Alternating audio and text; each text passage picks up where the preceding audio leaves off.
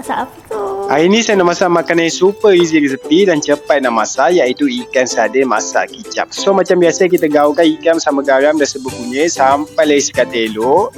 Gorengkan dengan minyak yang panas sampai layer garing dan kita boleh angkat dan toskan. Boleh kisarkan bawang besar, bawang putih, halia, sedikit air dan kita masukkan ke dalam kuali. Untuk pedas kita boleh masukkan cili kisar sedikit, tumiskan sampai ia pecah minyak. Masukkan sedikit air dan kita sambung tumis. Rasakan dengan sos tiram, kicap lemak manis, kicap pekat, air asam jawa, sedikit air dan sedikit garam.